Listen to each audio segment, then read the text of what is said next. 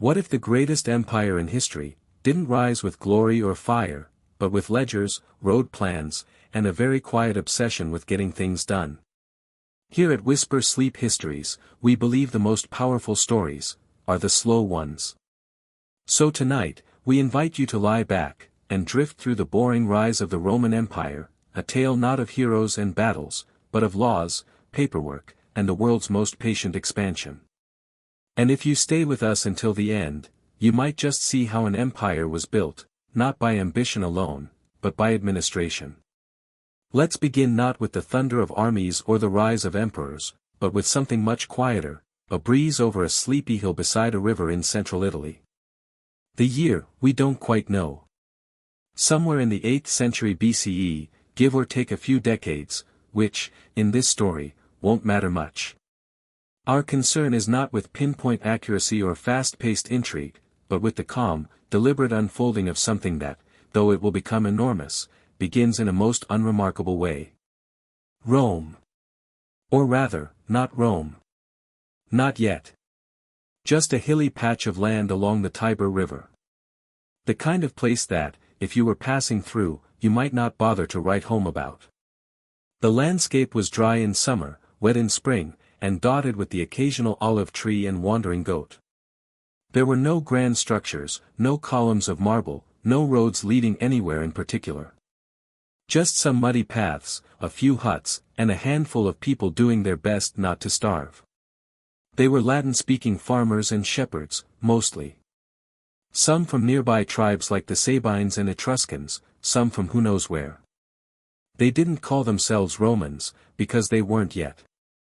They didn't call their town a capital, because it wasn't. It was just, there. A few wooden homes, a fire pit or two, and perhaps, just perhaps, a story. That story, like many ancient ones, begins with a myth. And not even a particularly original one. It involves a wolf, two babies, a river, and divine parentage. Romulus and Remus. You may have heard it. The twins, abandoned in a basket, rescued and suckled by a she-wolf in a cave, a detail that sounds more poetic than practical, and eventually raised by a kindly shepherd and his wife. They grew up strong and quarrelsome, like many brothers do, and after some skirmishes, some kidnapping of neighboring women, and a dramatic sibling rivalry, Romulus killed Remus and founded a city named after himself. Very tidy, very symbolic. But none of that, of course, is verifiable. It's the kind of tale people whisper around firelight centuries after the fact, when their city has become something more than it once was, and they wish to imagine a glorious beginning. In reality, the founding of Rome, if such a moment even existed, was probably much slower, much quieter, and much less bloody than the legend suggests. There may have been no she-wolf, no twins, and certainly no instant city springing into being overnight.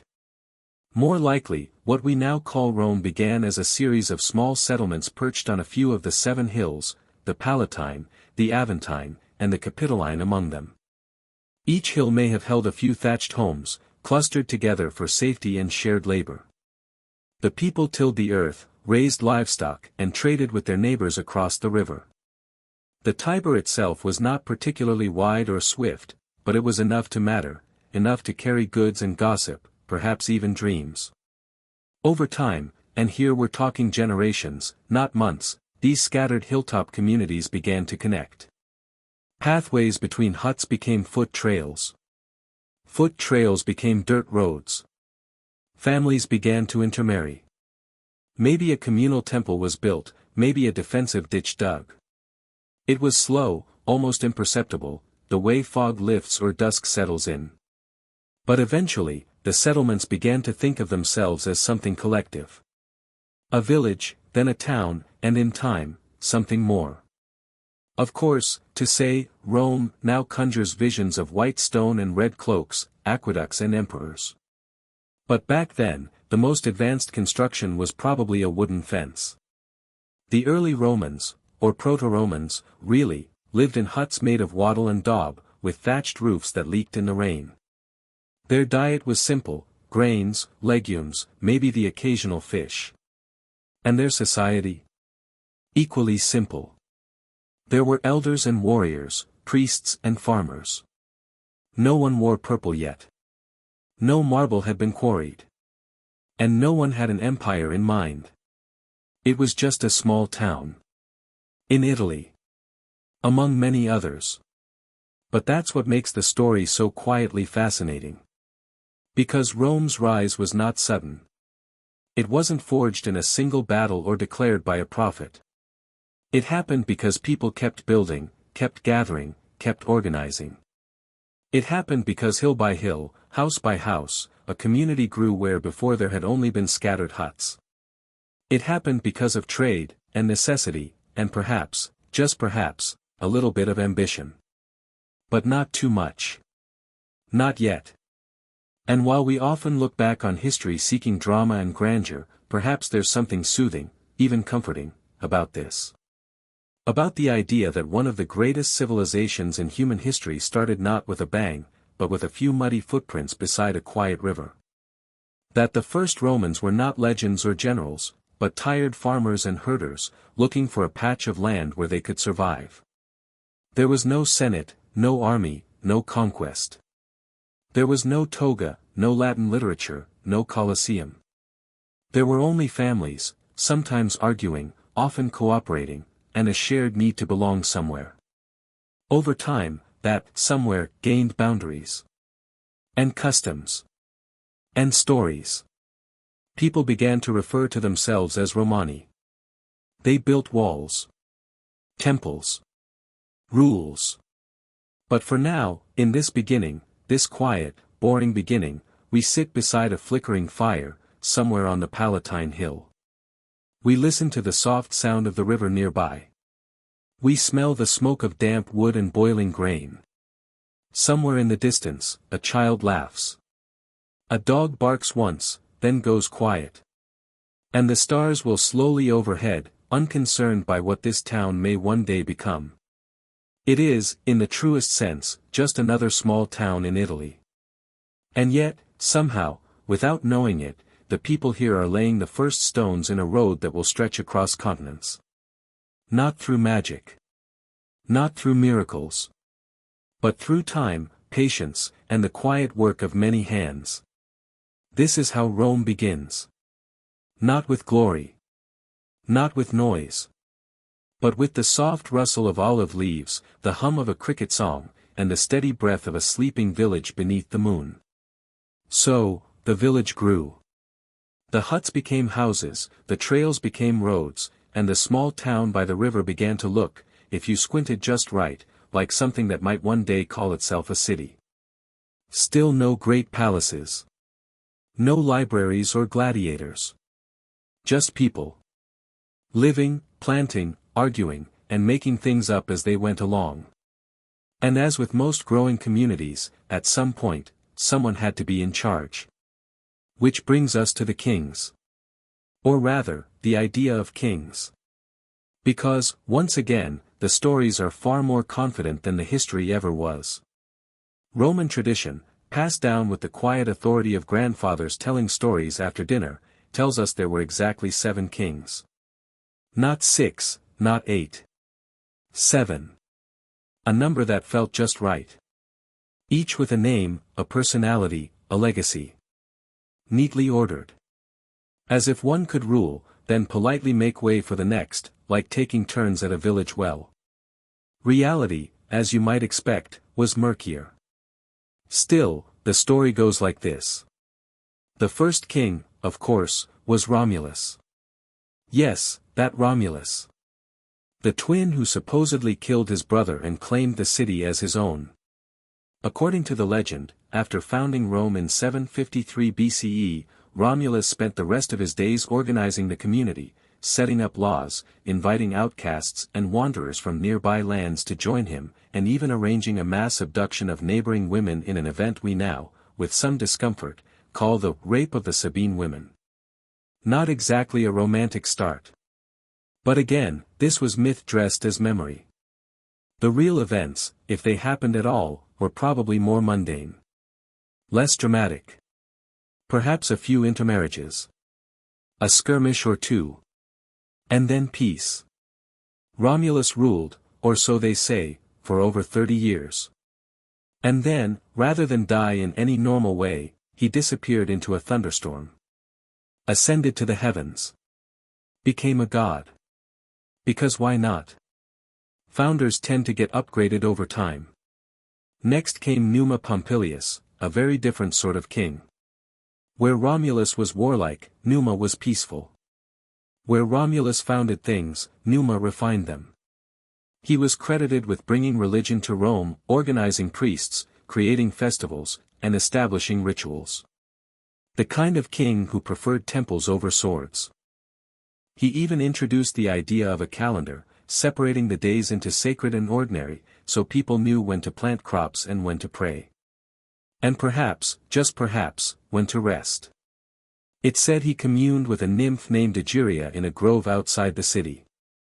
Whether she was real, symbolic, or simply an excuse to get some quiet time away from court matters, we'll never know.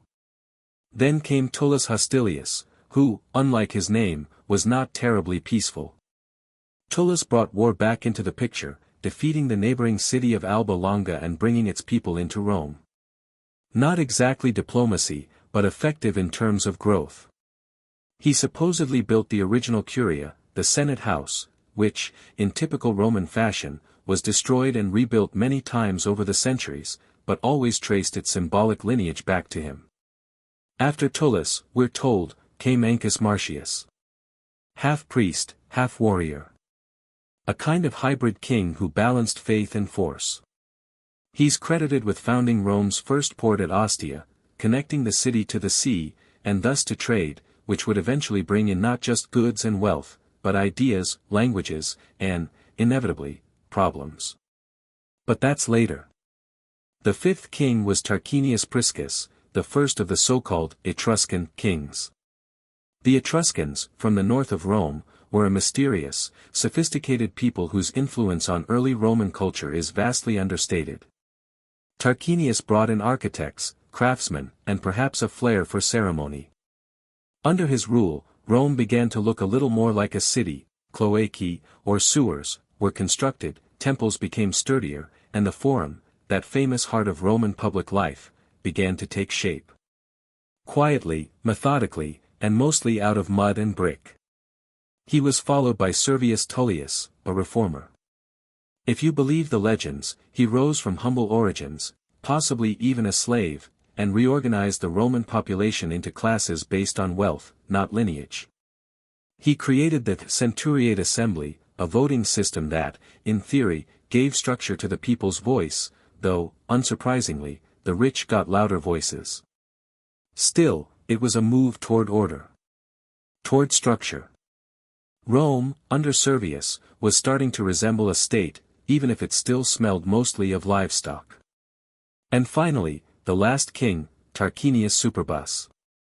The name means, Tarquin the Proud, and the pride, as it turns out, was his downfall. He ruled with arrogance, ignored tradition, and overstepped his bounds. His son's violence, specifically, a brutal act against a noblewoman named Lucretia, sparked outrage. The people, or perhaps the aristocrats, decided they'd had enough. Tarquin was overthrown, and with him, the monarchy itself. And that, tradition tells us, is how Rome became a republic. No more kings. Never again. But let's pause here.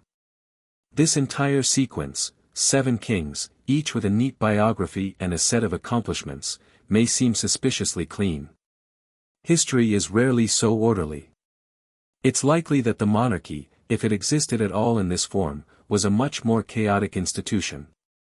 Some of these kings may be composites. Some, inventions. Perhaps there were more than 7, or fewer. Perhaps Rome was ruled not by a single individual, but by councils, clans, or shifting alliances. The record is silent. Or at least, deeply asleep.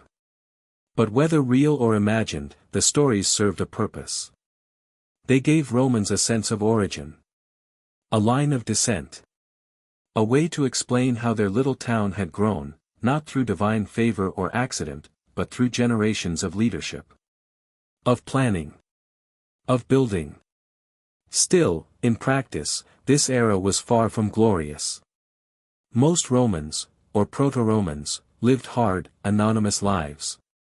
They worked fields, dug ditches, made bricks.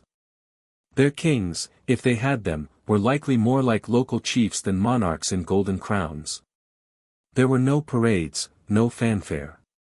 Only the slow, tedious work of transforming huts into houses, villages into districts, and rituals into institutions. And perhaps that's what makes this period so quietly compelling. Because while other civilizations boasted mighty pharaohs or philosopher kings, Rome's early rulers were, at best, municipal organizers. They laid streets, divided neighborhoods, started public works that mostly involved drainage. Their greatness, if we can call it that, lay not in charisma or conquest, but in administration. The first real temple in Rome, the Temple of Jupiter Optimus Maximus on the Capitoline Hill, likely began construction during this period, a grand structure by early standards, but more symbolic than practical. People still worshipped at household shrines. They still feared the spirits of trees, rivers, and crossroads. The temples were important not because they changed beliefs, but because they formalized them. Faith, too, was being systematized, slowly, ritual by ritual. Meanwhile, trade grew. Slowly. Rome's location on the Tiber allowed for exchange, salt, grain, pottery, with inland communities and coastal ports. Markets began to emerge. Not bustling ones, not yet. But predictable. Reliable. A place to haggle over beans, to hear news from travelers, to buy a new tunic or perhaps just some thread to mend the old one. Day by day, Rome inched forward. And this slow, deliberate pacing, is what defined the monarchy. It was not an age of glory. It was an age of groundwork. Of definitions. Of setting patterns that would be followed, challenged, or rewritten for centuries. In the end, the monarchy did not collapse with a bang, but with a decision. A collective yawn of sorts, followed by a shrug in the sense that perhaps, kings were no longer necessary. That a city, once ruled by a few, could now be managed by many. That a republic, whatever that meant, might work better. And so, the kings left the stage. One by one, or all at once, depending on your source. Their names carved into stories, their deeds exaggerated or forgotten. And the city they helped shape, through temples, sewers, and street plans, prepared to become something else. Rome was not yet powerful. Not yet feared. But it was stable. Organized. Poised. And in its quiet, plodding way, it was ready. Ready for debates. For assemblies. For senatorial robes and legal scrolls. Ready, in short, for the next long, slow chapter. And so the kings were gone. Not in a blaze of revolution or a storm of fire, but with the quiet finality of a door softly closing at the end of a long evening. Rome, it was said, had rid itself of tyranny.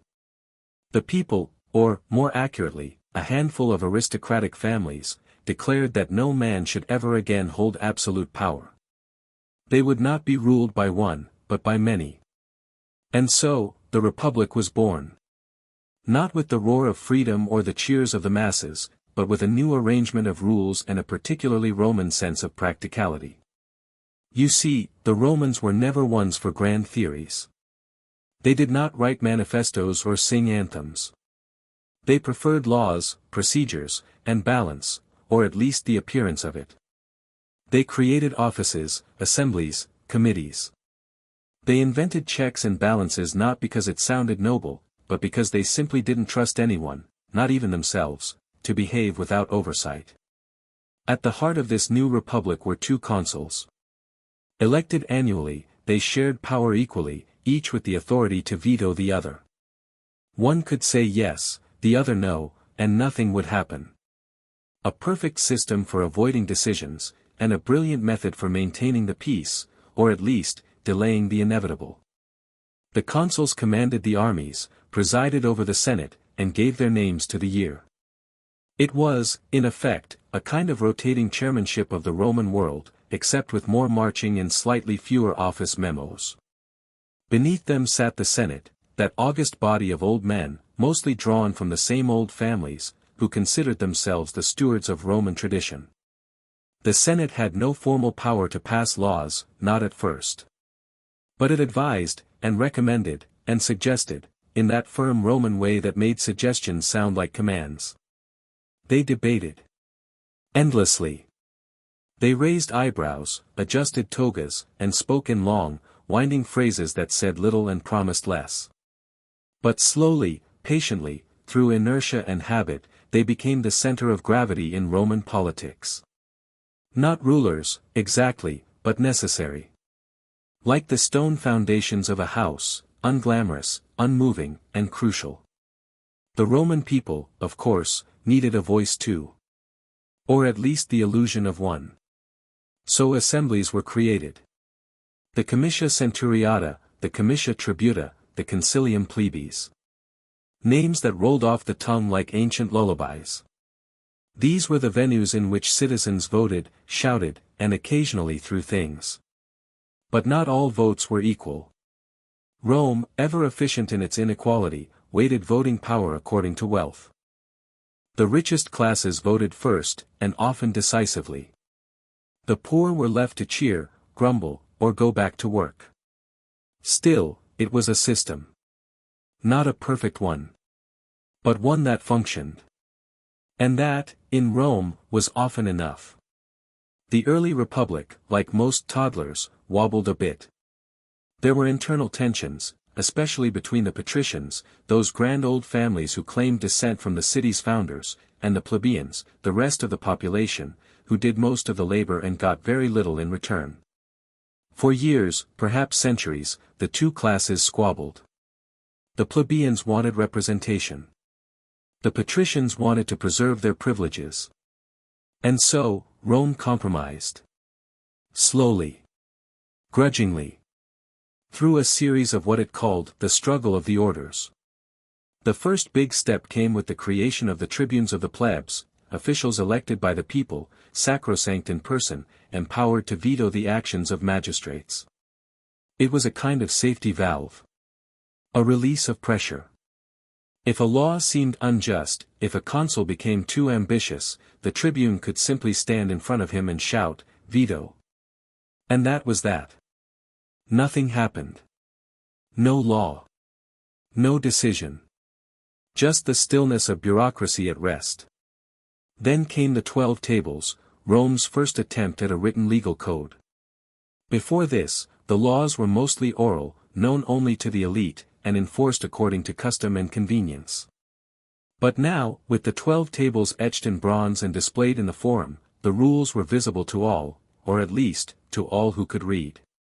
They covered everything from property disputes to funeral expenses, from inheritance to punishment for throwing things off rooftops. It was not lofty philosophy. It was not fair by modern standards. But it was known. Predictable. Roman. And predictability was the soul of the Republic. Because this was not an age of wild ambition. Not yet. This was an age of slow accumulation. Of systems and customs, of precedents and processes. Of long meetings, endless deliberations, and the steady layering of rules upon rules upon rules. It was a world made of scrolls, sandals, and slow reforms. Outside the city, Rome began to assert itself more confidently. Neighboring tribes were subdued, sometimes through war, sometimes through alliances, and often through the peculiar Roman method of incorporation. Conquered peoples were not simply crushed. They were offered citizenship, partial, limited, and conditional, but citizenship nonetheless. In this way, Rome expanded not just by force, but by absorption. It grew by degrees. A town here, a road there. And each new addition meant more complexity. More administration. More debates. The Roman road system began to take shape. Not glamorous. Not poetic. But deeply Roman. Straight lines, solid paving, built to last. They connected cities, facilitated movement, and allowed Rome's armies, when necessary, to march quickly in any direction. But mostly, in this early period, the roads were used for trade, for communication, for the transport of grain and news. They were arteries of a slowly awakening power, pulsing with purpose.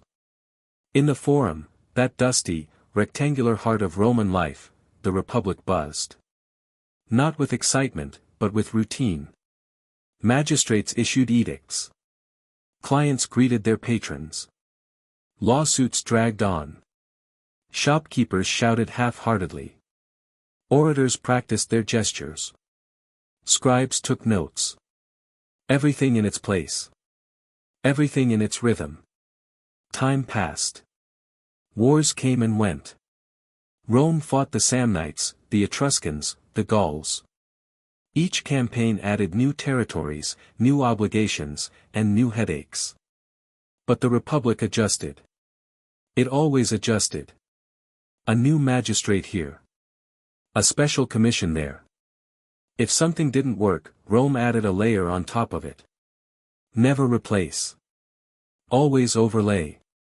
That was the Roman way. The system grew thick with offices. Consuls, praetors, quaestors, aediles, censors.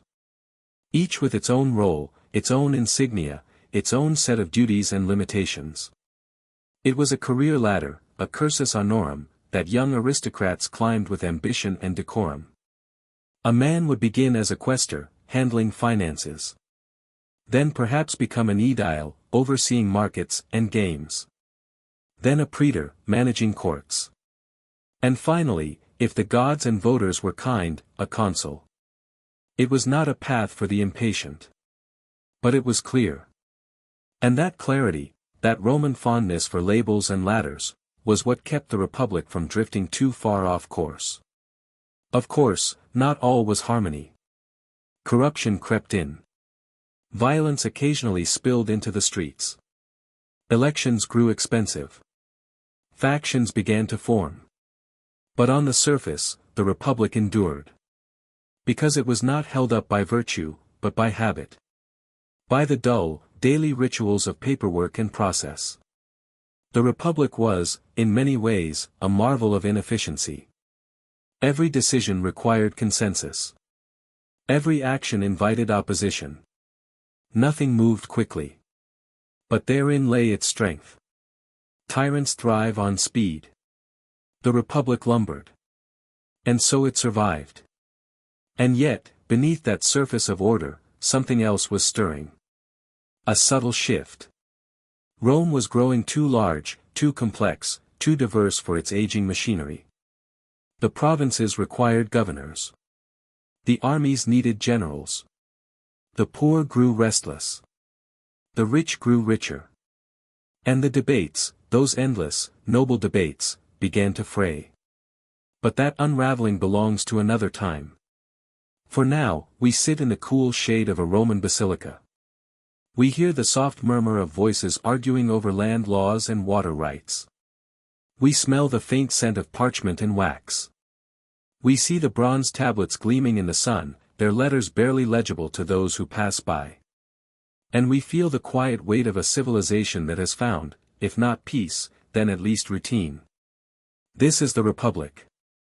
A slow, thoughtful machine made of people and parchment. Of compromise and contradiction. It is not romantic. It is not swift. But it is durable. And for a time, a long time, that was enough. By the time the Republic had properly settled into its habits, its complex web of magistrates and tribunes, its assemblies and scrolls and ever-growing roads, it had become something more than just a city. It was, quietly and almost without fanfare, becoming a power. Not yet an empire. Not in title. But in practice, Rome's influence was stretching beyond the gentle curve of the Tiber, beyond the hills of Latium, out into places it had once only heard about in passing. And then, it met Carthage. Now, Carthage was not a sleepy village. It was not born from huts and legends and shepherds under fig trees. It was a port. A merchant city. A place of sales and contracts and silver coins clinking in the sun. Founded centuries earlier by Phoenician settlers from the eastern Mediterranean, Carthage had grown rich, comfortably, confidently rich, on trade, shipping, and the cleverness of its deals. It had colonies across North Africa, strongholds in Spain, and outposts all along the western Mediterranean. It was sophisticated, wealthy, and in many ways, unbothered. Rome, for a time, was too busy organizing itself to care much about Carthage. And Carthage, for a time, was too busy counting its money to worry about Rome. But the sea, the Mediterranean, that wide, warm, and strangely communal body of water, had a way of bringing people together, whether they liked it or not. And when the two powers finally met, not by design, but by accident, over a small dispute on a small island, history changed. Very slowly.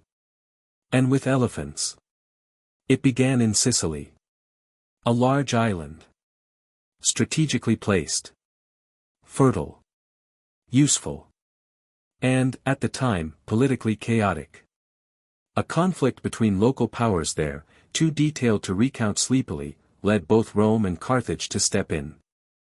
Neither planned a full war. Neither expected one. But both arrived with soldiers. And ships. And egos.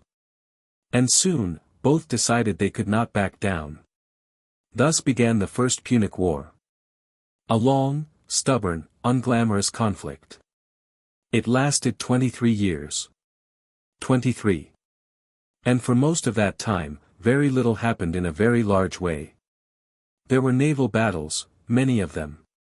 Carthage, with its seafaring tradition, dominated at first. Rome, with almost no naval experience, built ships by copying a captured Carthaginian vessel, plank by plank. They added a boarding device called the corvus, essentially a giant hook bridge, turning sea battles into something more familiar, land battles, on floating wood. It was clever. It was Roman. The war dragged on. Islands changed hands. Fleets were sunk. Hundreds of ships lost, thousands of men drowned. No sweeping victories. Just attrition. Eventually, Rome wore Carthage down. Not with brilliance, but with endurance. Carthage, exhausted and low on funds, agreed to peace. Rome, for its part, had gained its first overseas territory, Sicily, and, perhaps more importantly, a taste for foreign conquest. There was quiet, then. An uneasy peace. Carthage turned its attention to Spain, where it sought to rebuild its power. Rome, now with a foothold beyond Italy, began to realize that overseas provinces required something new, governors, tax collectors, and more ships. And so, the machinery of conquest began to hum, slowly, rhythmically, like a wheel just beginning to turn. Then came Hannibal. It's hard to say his name quietly, but let's try. Hannibal. A Carthaginian general. The son of Hamilcar Barca, who had fought in the First Punic War and raised his son with one simple idea: never trust Rome. Hannibal took this to heart. He trained. He studied. He planned. And when the time came, over another dispute in another corner of Spain, he acted. What followed was one of the most improbable, most determined military campaigns in history. Hannibal crossed the Alps. With an army. In winter. And yes, with elephants. Not because elephants were particularly suited to the Alps or to mountain warfare, but because they were impressive. And terrifying. And memorable. And because Hannibal was not just a general, he was a symbol. A statement. The elephants, of course, did not fare well. Most of them perished. But Hannibal's army descended into Italy like a storm. And Rome, for all its discipline and bureaucracy, was stunned. Thus began the Second Punic War. And it was different. Hannibal won battle after battle. Trebia. Lake Trasimene. Cannae. At Cannae, he encircled and annihilated a Roman army twice the size of his own, a tactical masterpiece that is still studied in military academies today, often with diagrams and highlighters, though far less excitement than one might expect. The loss sent Rome into mourning. But not into surrender. Because Rome, and here is the key to the Republic, did not give up. Ever. It simply adjusted. Recruited new armies. Appointed new generals. Deliberated, debated, delayed. And slowly, agonizingly slowly, turned the tide. Hannibal, meanwhile, remained in Italy for over a decade. But he could not take Rome itself. He had no reinforcements, no siege equipment, no support from home. He wandered. Won battles. Lost strength. And eventually, was recalled. Rome, under the general Scipio, later given the title Africanus, in case anyone forgot where he went, took the war to Africa. Defeated Hannibal at Zama. And ended the conflict. Carthage was humbled. Forced to pay. Stripped of its fleet. Forbidden from waging war without Rome's permission. It was still a city. Still rich. But no longer dangerous. And yet, the story did not end there. Decades passed. Generations came and went. Rome expanded further. Into Greece. Into the East. Into the heart of Europe. But always, there remained a quiet tension. Carthage still existed. Still traded. Still stood, proud and stubborn on the African coast. And so, some Roman senators began to whisper. Or shout. One in particular, Cato the Elder, ended every speech, regardless of topic, with the same words, Carthago delenda est Carthage must be destroyed. It became a mantra. A drumbeat. A conclusion looking for a justification. Eventually, a justification was found. Or invented. And so began the Third Punic War. It was not really a war. More a siege. A decision already made. Rome surrounded Carthage. Demanded its destruction. Carthage refused. And so, slowly, methodically, the city was taken. Block by block. Wall by wall. In the end, it was burned. Razed. Its people killed or enslaved. Its memory, for a time, erased. Rome now stood unchallenged in the western Mediterranean. It had defeated its greatest rival not in a single stroke, but in 3 long, grinding campaigns. It had done so not through genius, though there were moments of that, but through persistence. Through logistics. Through slow, deliberate force. And what did it gain? Sicily. Sardinia. Corsica. Spain. North Africa. But also something harder to measure, a sense of inevitability. A belief that Roman expansion was not just possible, but natural. That foreign territories could be ruled. That distant peoples could be governed. That the world, in some quiet and bureaucratic way, was becoming Roman. The Punic Wars were over. The elephants were gone. But the roads were longer. The provinces were wider. And the Republic, that slow, methodical, unheroic Republic, was becoming something else. Something larger. Something harder to control. But for now, the forum still echoed with debate. The consuls still changed each year. The Senate still advised. And the people still voted. Rome, for all its blood and banners, still moved forward at a walking pace. Quietly. Inevitably. There's a certain kind of growth that doesn't announce itself. No trumpet, no decree. No moment when someone stands on a balcony and declares, "We have arrived." It's the kind of growth that happens when no one's looking. The kind you only notice after the fact, when you glance behind you and realize the ground you've covered is vast, and the path forward, somehow, is still open. That's how Rome expanded. Not like lightning. But like dawn. When the dust of the Punic Wars had finally settled and the echoes of Carthage faded into the Mediterranean breeze, Rome didn't pause to celebrate. There were no fireworks, no golden arches marking their newly won territories. Instead, there was paperwork. Lots of it. Governors to appoint. Tax systems to implement. Languages to tolerate. Coins to mint. Roads to pave. You see, conquest was only the first breath. What came next, and what Rome did best, was the long, slow exhale of administration. Province by province, Rome quietly took hold. Not with grand gestures, but with mile markers and census forms. Sicily, once the prize of a bitter sea war, now needed grain quotas and shipping schedules. Spain, beautiful and restless, had to be coaxed into cooperation with treaties, forts, and the occasional strongly worded suggestion from a legionnaire's spear. And yet, the expansion didn't feel, at least to the Romans, like empire building. Not at first. It felt like maintenance.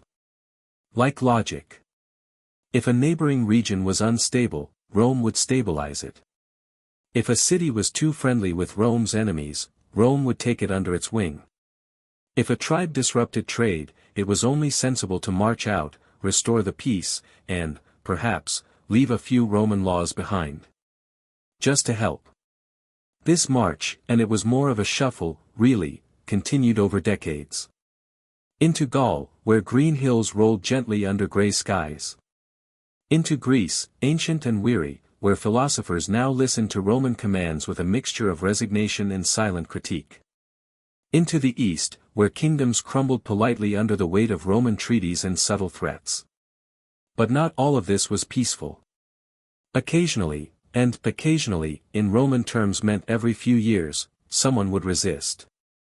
A city would refuse tribute. A leader would raise an army. And then the legions would come, marching in that precise, practiced way, shields glinting, sandals whispering over the earth. They were not swift. They were not wild. But they were thorough. A Roman legion was not designed to dazzle. It was designed to last. Every man had a role. Every movement had a purpose. When they camped, they built walls. When they fought, they built lines. And when the battle was done, whether won or lost, they returned to the rhythm of order. It was not glamorous. It was not theatrical. But it worked. And slowly, inch by inch, the map of the known world began to shift. But maps, like so much in Roman life, were less about borders and more about roads. The Vie, those Roman roads that ran straight as O's across mountains, rivers, and valleys. Built not to admire the scenery, but to get from one garrison to another in the shortest possible time. A Roman road was a statement: this land is organized. This land is accessible. This land is, if necessary, conquerable again. And so the world became more Roman, not because people suddenly changed who they were, but because they began to live within Roman systems. They traded in Roman currency. Appeared in Roman courts. Their disputes were judged by Roman governors who spoke Latin, carried scrolls, and wore official expressions. To be sure, these governors were not always wise. Some were corrupt. Some were cruel. Some had absolutely no idea what they were doing. But the system, that vast, pulsing bureaucracy, was sturdy enough to tolerate the weak links. If a governor failed, Rome replaced him. If a city rebelled, Rome returned. Patiently. Predictably. And still, the march continued. In Gaul, a patchwork of Celtic tribes found themselves nudged, gently, then forcefully, into the Roman orbit. In Illyria, pirates who once roamed the Adriatic found their ships replaced by Roman patrols. In the east, kings and dynasts who once styled themselves heirs to Alexander now sent their sons to study Roman law and their daughters to marry Roman senators. But not everyone accepted Rome with open arms. In Hispania, resistance burned long and stubborn. Guerrilla fighters hid in the hills, emerging like shadows to strike Roman columns. In the Balkans, mountain tribes melted into forests after each defeat, only to reappear the next season. In Judea, cultural tension simmered beneath every civic order, every tax levy, every statue placed too carelessly in a sacred space. Rome, for its part, responded not with sweeping reforms, but with structure. Always more structure. If a town rebelled, it was fined. If a region resisted, it was reorganized. And if a people could not be pacified with laws and roads, then, and only then, came the full weight of Rome's legions. It was not a happy process. But it was consistent. And through it all, back in Rome, the Senate debated. Tribunes vetoed. Consuls took office. Laws were proposed, reviewed, passed, ignored. The machinery of the Republic continued to turn, even as its reach expanded beyond anything its founders could have imagined. But expansion had its price. With each new province came new wealth, and with that wealth, new inequality. Landowners grew richer, importing grain from abroad while buying up small farms at home. Soldiers returned from campaigns to find their fields sold, their debts mounting. The city swelled with displaced citizens, now jobless and restless, waiting in long lines for bread and, sometimes, for answers. And yet Rome marched on. Because the march was the habit now. The default. Every step forward felt inevitable.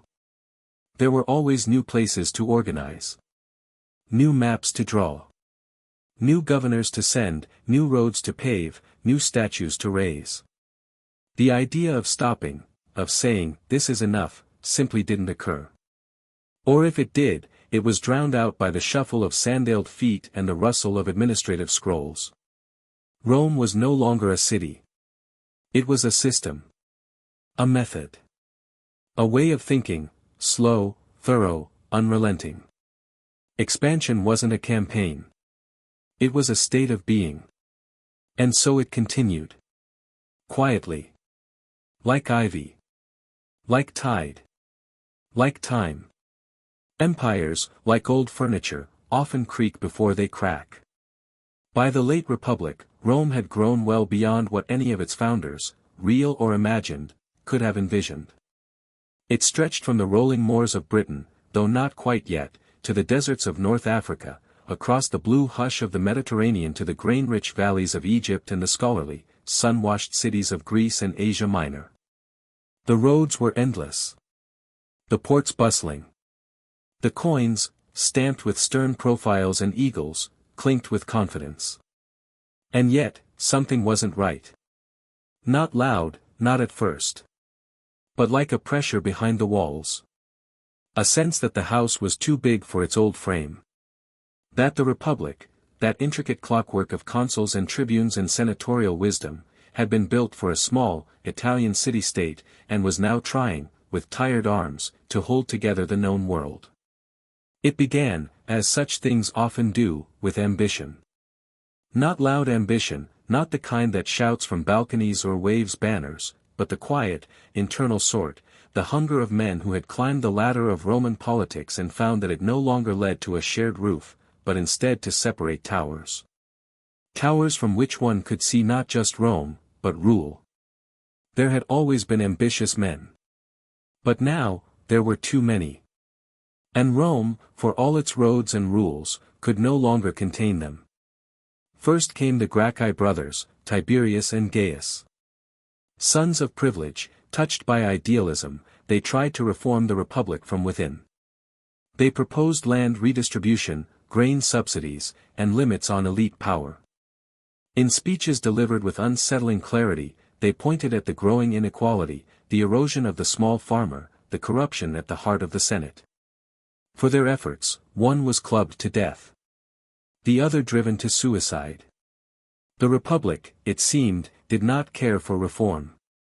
It preferred equilibrium, even if that meant decay. Then came Marius. A soldier, not born of the old aristocracy, but clever, pragmatic, and utterly determined. He reformed the Roman army, opening service to the landless poor.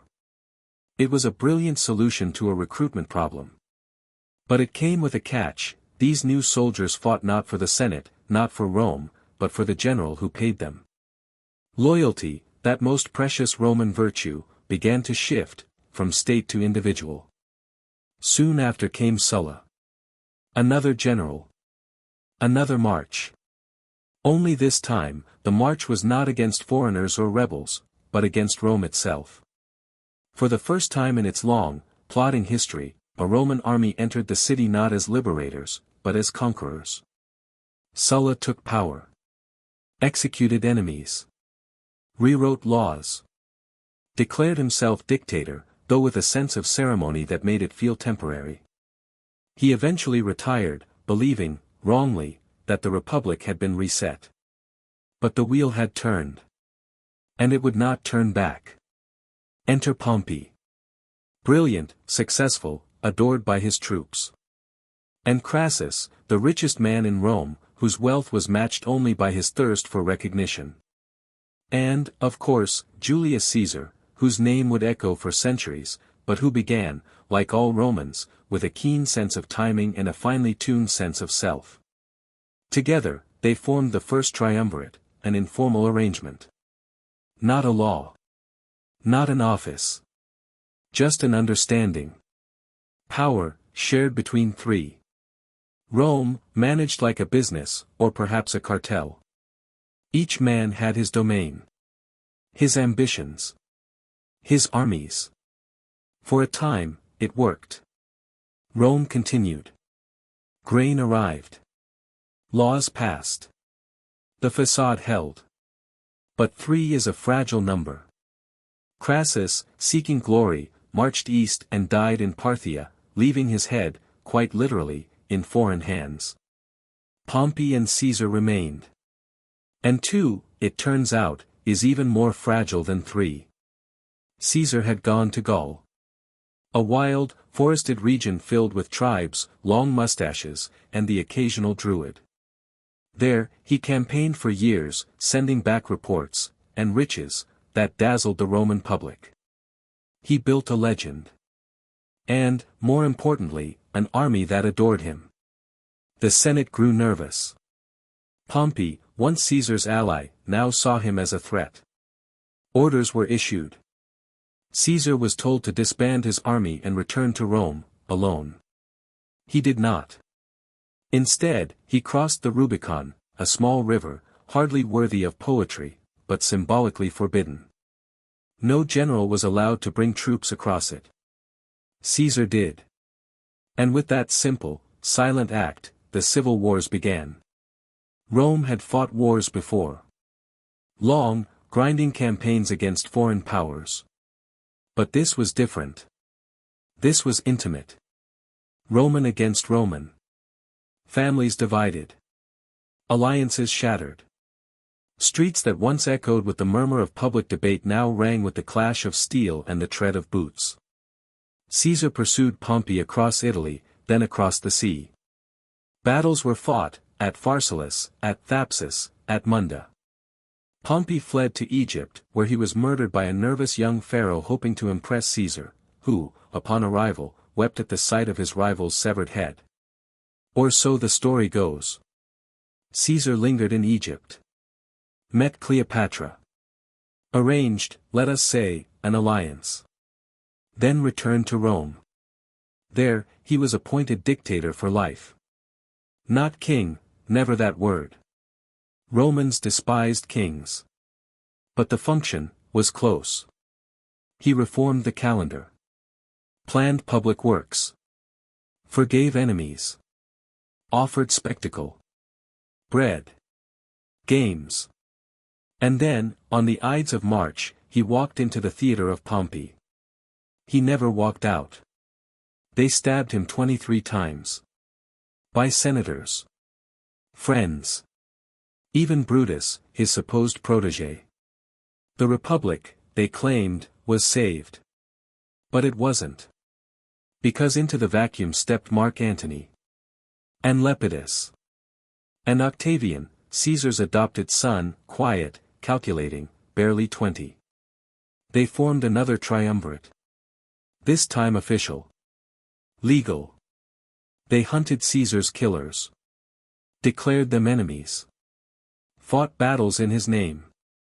And then, predictably, turned on each other. Antony, drawn to the east, to Cleopatra, to Alexandria's exotic ease. Octavian, rooted in Rome, draped in tradition, whispering of virtue and duty. The final war was not just one of swords, but of images, of Rome versus foreign decadence, of order versus passion. At Actium, in a naval clash veiled by sea mist and myth, Antony and Cleopatra lost. They fled. They died. And Octavian returned to Rome. Alone. Victorious. Quiet. He did not declare himself emperor. He called himself princeps, the first citizen. He restored the republic, so he said. But the Senate gave him power. The people gave him trust. And he, in return, gave them peace. Pax Romana, the Roman peace. The civil wars were over. Not because consensus had returned.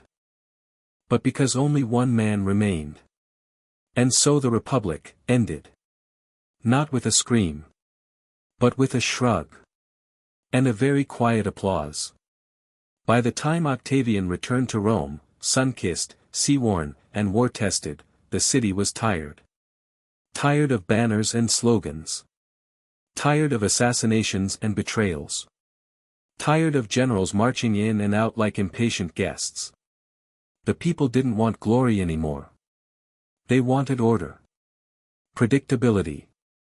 A return to the soft rhythm of daily life, where bakeries opened in the morning, markets bustled by noon, and temples cast long shadows in the evening light. And Octavian, quiet as ever, offered exactly that. He did not stride into the forum with a crown on his head. He did not ride a white horse or speak of empires. He spoke of restoration. Of healing. Of Rome finding itself again. He was not a king, he insisted, heavens, no, just a princeps, the first citizen. A servant of the republic. A protector of tradition. A man who simply wanted the Senate to function, the laws to be obeyed, and the streets to remain, at long last, undisturbed.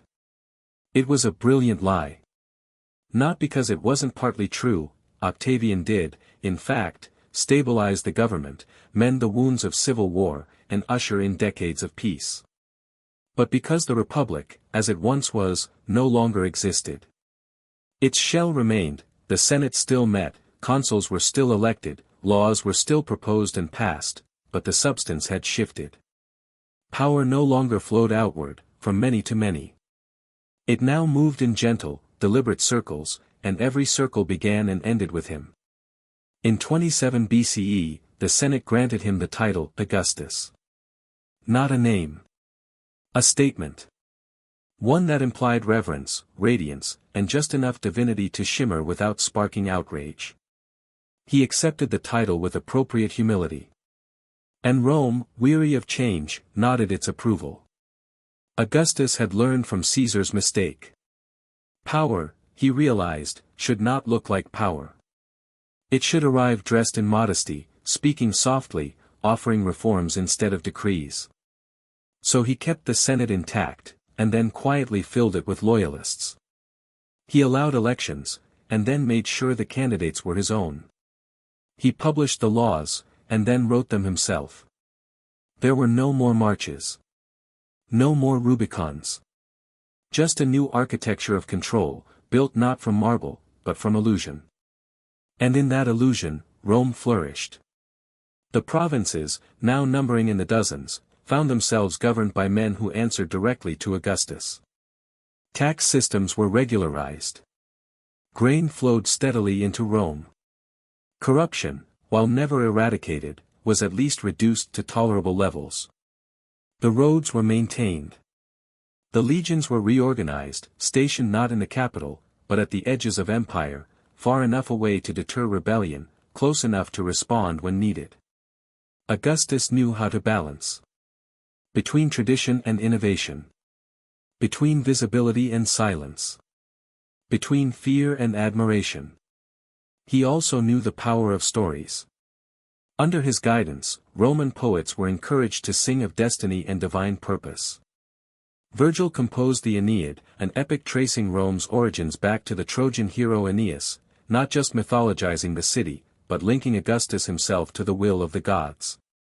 The message was subtle, and everywhere, Rome was eternal. And Augustus was its steward. Architecture, too, told the tale. He famously claimed to have found Rome a city of brick and left it a city of marble. And indeed, the building projects were immense. Temples rose. Forums expanded. Arches were erected, not to glorify a man, of course, but to honor peace. Stability. The kind of peace that required just a bit of central authority. Just a touch of firmness. The people, for their part, were content. The grain dole was steady. The games plentiful. The streets cleaner than they had been in years. Trade routes brought silk from the east, spices from Africa, amber from the cold rivers of the north. The empire pulsed with life, even as its heart beat in careful, measured rhythms. But Augustus was not immortal. And succession, the great unspoken issue of every monarchy that was not a monarchy, loomed in the background. He tried, at first, to keep it in the family. His nephew Marcellus was favored, then died. His son-in-law Agrippa was elevated, then died. His grandsons, Gaius and Lucius, were groomed, and died. Quietly. Politely. At inconvenient times. In the end it was Tiberius, a stepson, withdrawn and dutiful, who became the heir. Not loved. Not particularly charismatic. But competent. And available. Augustus arranged the transfer gently. Slowly. With speeches and ceremonies that blurred the moment of change. When he died in 14 CE, at the age of 75, the empire did not tremble. The sky did not darken. Rome went on. Because that, more than anything, was Augustus's legacy. He had made himself unnecessary. And in doing so, ensured that power, true power, could survive the man who wielded it. His funeral was grand, but not gaudy. His body was burned, his spirit declared divine by senatorial vote, his name whispered with a kind of sacred resignation. Statues were raised. Temples constructed. Coins minted with his face, serene, idealized, not quite human anymore. But the people remembered. Not the battles, there were few of those. Not the speeches, most were ghost-written anyway. They remembered the quiet. The bread. The steady hand. And perhaps, most of all, the way he made empire feel, ordinary. That was his genius. To take something vast, and make it seem inevitable. To govern not through force, but through form. To transform a republic, gently, completely, into something new. And to do it so softly that even now, more than 2,000 years later, we still call him by the name he chose not for what it meant, but for how it felt. Augustus. And so we arrive, not at a climax, not at a crescendo, but at something much more Roman, a conclusion that feels less like an ending, and more like a filing cabinet softly closing. The rise of the Roman Empire, for all its wars and myths, its elephants and assassinations, its emperors and edicts, was never really about spectacle. Not in the way we often expect. It wasn't a story of sudden conquest, of dramatic transformation, or even of a single, decisive moment. It was something quieter. Slower. A process of accumulation. Of administration. Of systems stacked carefully, like bricks in a wall no one quite realized they were building. It began with huts and hills. With a river and a few scattered settlements. Then a monarchy. Then a republic. Then a republic that acted like a monarchy. Then an empire that insisted it was still a republic. At every stage, the structure grew more complicated, the vocabulary more elaborate, the robes more finely pleated. But at its heart, Rome remained what it had always been, a city trying to keep itself together. And somehow, it did. Not through brilliance. Not through perfection. But through process. What Rome understood, perhaps better than any civilization before or after, was that lasting power doesn't require greatness. It requires continuity. A system that doesn't depend on any one man. A mechanism that can keep turning even when its parts rust or crack or fall out altogether. That mechanism was the Roman bureaucracy. It was vast. It was repetitive. It was dull. And it worked. There were censors who counted the people. Quaestors who handled the money. Aediles who inspected markets and organized games. Governors who managed provinces. Tax collectors who, with varying degrees of honesty, ensured the grain arrived on time. Laws were written and rewritten, copied onto wax tablets, then onto scrolls, then recited aloud in courts that echoed with sandals and sighs. Courts where the outcome was sometimes justice, and sometimes just delay. The beauty of the Roman system was that it rarely required genius. It required patience. Everyone had a role. Everyone had a title. And if something went wrong, a rebellion here, a scandal there, the response was almost always the same: send someone else. File a report. Build another road. Even the military, that great machine of conquest, was not a theater of grand strategy. It was logistics. Numbers. Discipline. A legion moved not because a general gave a stirring speech, but because the supply lines were intact, the orders legible, and the weather acceptable. Glory was incidental. The real work happened in camps, in ledgers, in the quiet tick of rations being counted out at dawn. And yet, for all this dullness, for all the parchment and procedure and senatorial protocol, Rome did something extraordinary. It endured. It endured through wars and fires. Through plagues and invasions. Through bad emperors, worse emperors, and emperors who tried very hard to be poets. It endured because it was not built on charisma. It was built on habit. On repetition. On the belief that tomorrow, someone would still be at their post, recording, measuring, weighing, inspecting. It is tempting, when we think of empire, to think of marble columns and soaring speeches. But Rome's true legacy was quieter. It was in the postal system that linked a village in Gaul to a fort in Syria. In the aqueduct that delivered water to a public bath. In the grain dole that fed thousands of mouths without fuss. In the calendar. In the law. Even Latin, that rigid, logical language, was not meant to sing. It was meant to be clear. Precise. Legible, even in stone. Of course, the system was never perfect. Corruption was constant. Violence simmered just below the surface. Entire classes of people were excluded, exploited, erased. The provinces did not always benefit from Roman order. And the peace, the so-called Pax Romana, was often enforced at sword point. But even so, the machine kept turning. Because somewhere in the background, always, there was a clerk. A scribe. A magistrate. A mid-level official whose name no one remembers, but whose daily routine kept everything from collapsing. Their work was not glamorous. But it was essential. And perhaps that's why Rome still lingers. Not in its temples or ruins. Not in its myths. But in our systems. Our laws. Our quiet belief that if we just write things down properly, if we pass the right legislation, if we elect the right officials and build the right roads and keep the trains, or ox carts, running on time, then things will hold together. Rome reminds us that history isn't always made by heroes. Sometimes it's made by forms, and stamps, and lines in the sand that someone, somewhere, decided were worth defending. That empire could be boring.